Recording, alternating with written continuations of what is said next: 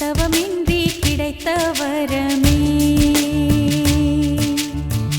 இனி வாழ்வில் எல்லாம் சுக. சார் சார், எங்க வீட்டில் யாரையும் காணோம் போலயே. முருகன் சார், யார் வந்திருக்காங்கன்னு தெரியலையே. இவ்வளோ சவுண்டா கூப்பிட்டு இருக்காங்க. யாரு?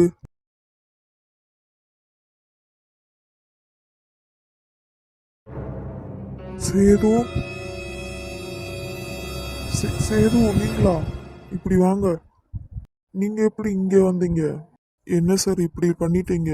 உங்களை எங்கெல்லாம் தேடுறது? அது அது வந்து சேது, இவரை பார்த்து அப்பா ஏன் இப்படி பயந்து போன மாதிரி பேசிட்டு இருக்காரு? என்னன்னு தான் கேட்போம். உங்களுக்கு எத்தனை டைம் கால் பண்ணிக்கிட்டே இருக்கிறது முருகன்? அது வந்து சார், அது வந்து என்னதான் விஷயமா இருக்கும்? உங்களுக்கே தெரியும்ல, ரக்ஷனை பார்க்காம என்னால் இருக்க முடியாதுன்னு. பார்க்க தான் முடியலன்னா ஃபோனில் கூட பேச முடியல. கால் பண்ணால் கூட அட்டன் பண்ண மாட்டேங்கிறீங்க. அதனால தான் சார் நானே நேராக வந்துட்டேன். சாரி சாரி சேது, கொஞ்சம் ஒர்க் இருந்துச்சு, அதனால தான். இப்போ ரக்ஷன் எங்க இருக்கான்? சேது, அவனுக்கு எதுவும் தெரியாது. அவன் மாடியில தான் இருக்கான். நீங்க பயப்படாதீங்க சார். நான் எந்த ஒரு விஷயத்தையும் ரக்ஷன் கிட்ட சொல்ல மாட்டேன். எப்பவும் போல அவனை பார்த்துக்கிட்டே இருந்தா அதுவே போதும் எங்களுக்கு. நீங்க எனக்கு ரொம்ப பெரிய உதவி பண்ணியிருக்கீங்க சேது. அதை என்னால மறக்க முடியாது. என் ஒய்ஃபு கூட தெரியாம நான் ரக்ஷனை உங்ககிட்ட கொடுத்துட்டேன்.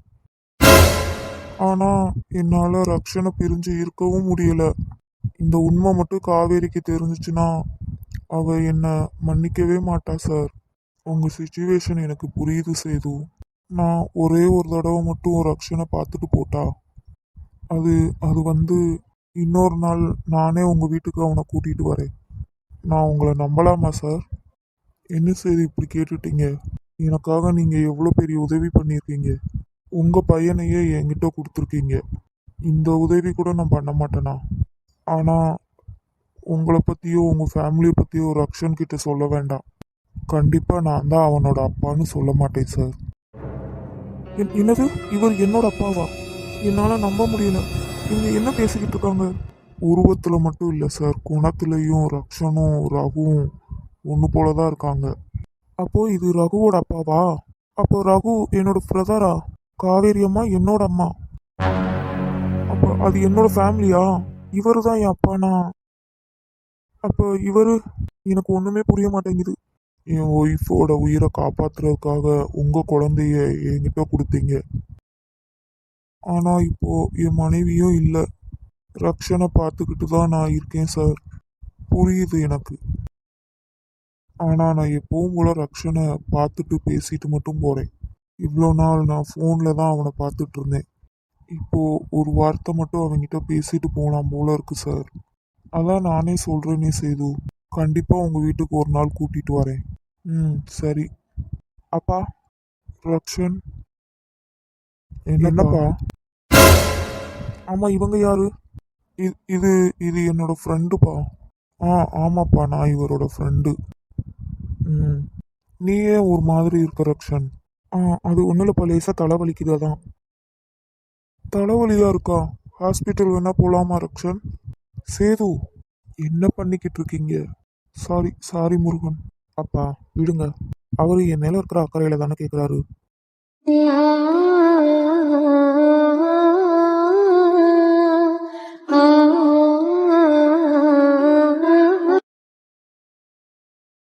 டேய் ரகு.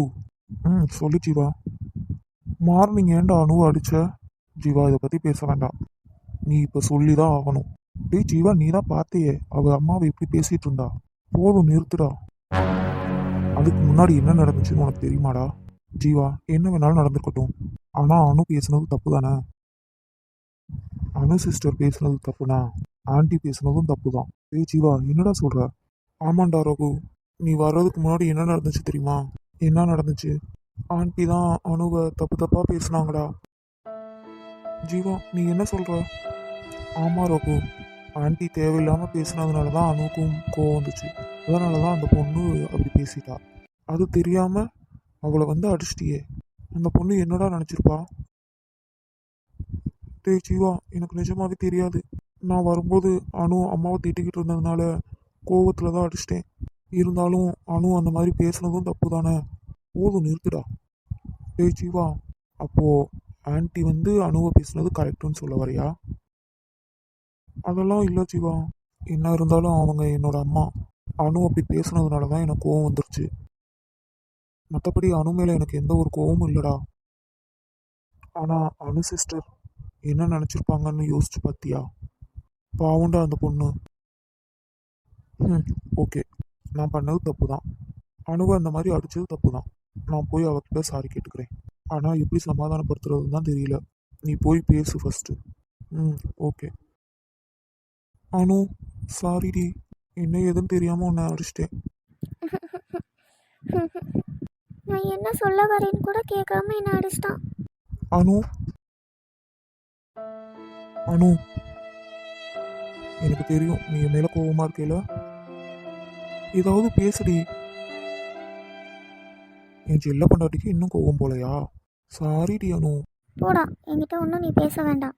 அனு, நீ அம்மாவை அந்த மாதிரி பேசுனதுனால தானே உன்னை நான் அந்த மாதிரி அடித்தேன். ஓ, நான் பேசுனது தான் தப்பா? இப்போ அவங்க பேசுனதெல்லாம் உனக்கு தெரியாதா? ப்ராமிஸாக தெரியாது அனு. ஜீவா இப்போ தான் சொன்னான். நான் இனிமேல் உங்ககிட்ட பேச போகிறதே இல்லை. அனு, அந்த மாதிரி மட்டும் சொல்லாத. அம்மாவை நீ பேசுனது தப்பு தானே. போதும் ரகு. அவங்க எப்போ பார்த்தாலும் என்னை திட்டிக்கிட்டே இருக்காங்க. அது உனக்கு தெரியலையா? அம்மாக்காண்டி நான் சாரி கேட்டுக்கிறேன் அனு, ப்ளீஸ். நான் நான் நான் எங்கள் அம்மா வீட்டுக்கு போகணும். அனு, அனு, நான் அடிச்சது தப்பு தான். அதுக்காக என்னை விட்டு போறேன்னு மட்டும் சொல்லாதடி. இல்லை ரகு, இனிமே என்னால் இங்கே இருக்க முடியாது. அனு, நான் வேணா அம்மா கிட்ட பேசுறேன் அனு. அதெல்லாம் ஒன்றும் வேண்டாம். ப்ளீஸ்டா, நான் எங்கள் வீட்டுக்கு போகிறேன். நான் உனக்கு சப்போர்ட் பண்ணாமல் இருந்தது தப்பு தாண்டி. என்னை மன்னிச்சிரு. நான் தெரியாமல் உன்னை அடிச்சிட்டேன். அனு, அனு, அனு, என்னை விட்டு போகாத. என்னால் இனி ஒரு நிமிஷம் கூட இங்கே இருக்க முடியாது ரகு. எப்போ பார்த்தாலும் அத்தை என்னை ஏதாவது சொல்லி திட்டிக்கிட்டே இருக்காங்க. நீயும் என்னை சேர்ந்து இப்பெல்லாம் திட்டுற. நான் போகிறேன். அனு, உசுரை விட்டு போயிட்ட மனச வெட்டி வீசிட்ட. உசுரே விட்டு போயிட்ட மனச வெட்டி வீசிட்ட. நீ தந்த காயமும் நீ தந்த கோபமும் என்னோடு இருக்கிறதே.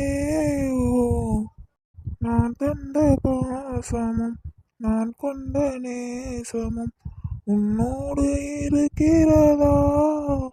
உசுரே விட்டு போயிட்ட மனச வெட்டி வீசிட்ட. அனு, இனிமே இந்த மாதிரி நடக்காதுடி. ஓ, அப்ப நான் சொன்னா நீ கேட்க மாட்டேன். அப்போ நானும் ஒன்று சொல்றேன் கேளு. என் பேச்சை கேட்காம இப்போ போனா அடுத்து எப்பவுமே நீ இந்த வீட்டுக்குள்ள வர முடியாது. இப்போ கூட அத்தை பண்ணது தப்புன்னு நீ ஒத்துக்க மாட்டேல? அனு, நான் சொல்றத சொல்லிட்டேன். இனி போறதும் போகாததும் உன்னோட இஷ்டம். ஆனா ஒன்று, வீட்டை விட்டு நீ வெளியே போயிட்டேனா உன் தப்பா உணர்ந்து மன்னிப்பு கேட்காம நான் உன்கிட்ட இனி பேச போறது இல்லை. ரகு, நான் எந்த தப்பும் பண்ணலை. நானும் சொல்கிறேன் கேளு. நீயாவே வந்து எங்கள் அம்மா பேசுனதெல்லாம் தப்புன்னு சொல்லி என்னை கூப்பிட்ற வரைக்கும் நான் வரமாட்டேன்.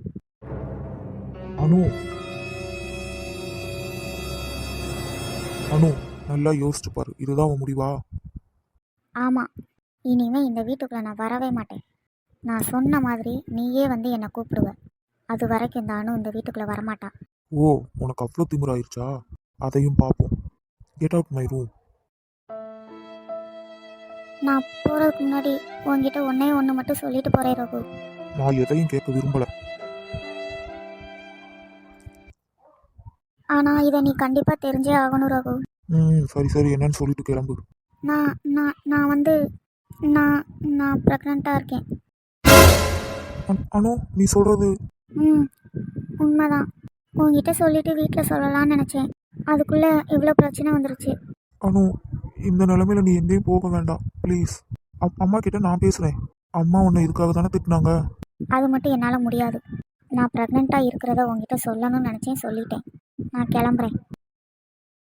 அனு, நான் அப்பாவாக போறேனா? ஐயோ, இது தெரியாம அம்மா அனுவை திட்டாங்களே. அம்மா கிட்ட இதை சொல்லணும். அவங்களே போய் அணுவை கூட்டிட்டு வருவாங்க. என் செல்ல பொண்டாட்டி எப்பவும் என் கூட மட்டும்தான் இருக்கணும்.